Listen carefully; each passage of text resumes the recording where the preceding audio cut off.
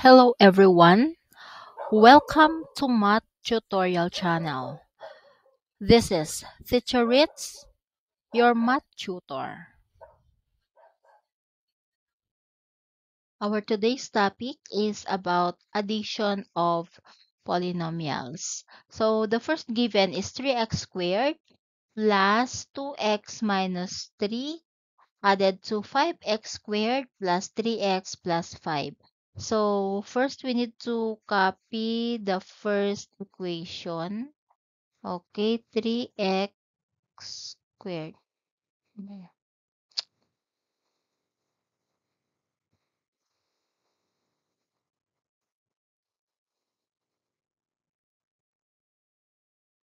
3x squared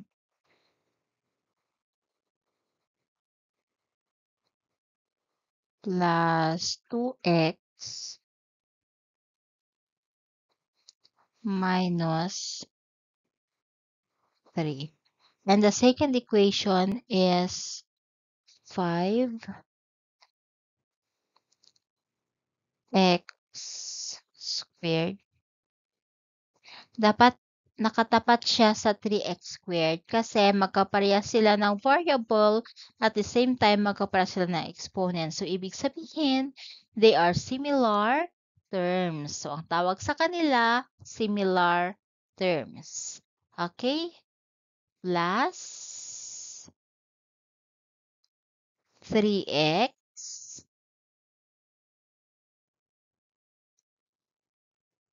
plus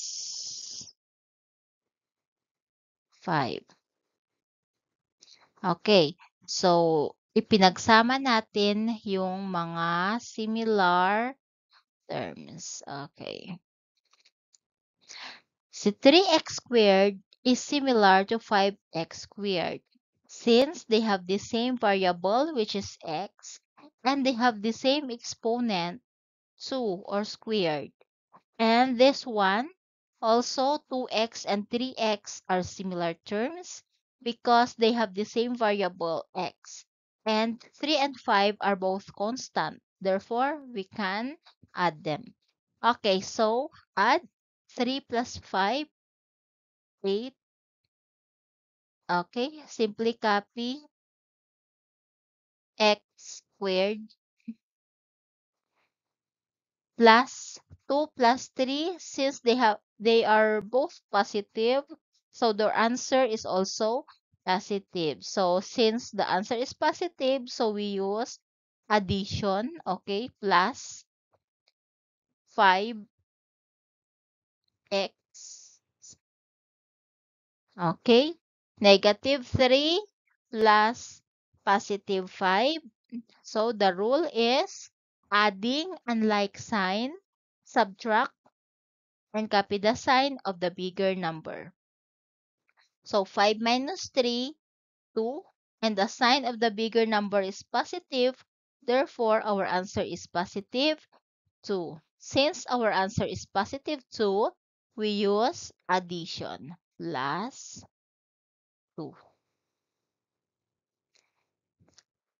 So this is our answer now, 8x squared plus 5x plus 2.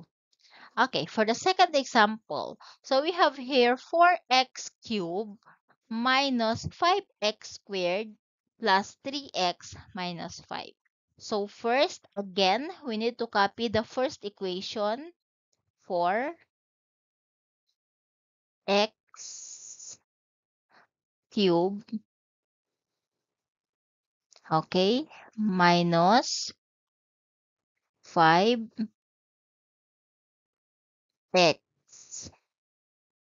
squared plus 3x minus 5. Okay. For the second equation, we need to look for the similar terms. So 3x squared is similar term to 4x. Ay 3x cubed is similar to 4x cubed since they have the same variable and the same exponent of their variable. So we have to copy 3x cubed. Okay, align to 4x cubed. Okay, 3x cubed. Okay, 4x. Okay, we we put 4x under 3x because they are similar. So 4x, okay. And then plus, copy the plus sign. Okay. And then plus 7. So we align 7 to under 5. So plus 7. Pasensya na po kayo sa aking sulat dahil hindi ko pa po kabisado yung gumamit ng pen tool. So, hayaan nyo, later, madidevelop ko din ito.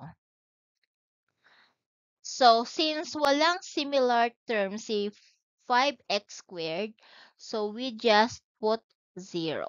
So, plus 0. Okay. So, we can add them together. So, So 4 plus 3.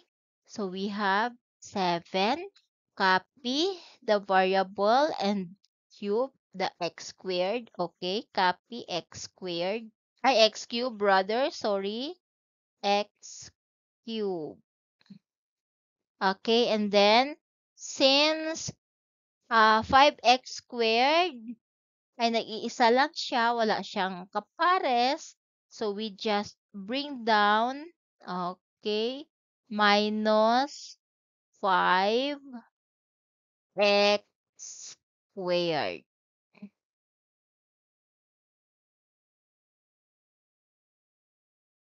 And then, 3 plus 4 is positive 7. So, therefore, we write plus 7x. Okay. Negative 5 plus positive 7. Again, adding unlike sign, subtract, and copy the sign of the bigger number. 7 minus 5 is 2. Okay. The sign of the bigger number, which is 7, is positive. Therefore, I will copy the plus sign. So here is our answer now. So 7x cubed minus 5x squared plus 7x plus 2.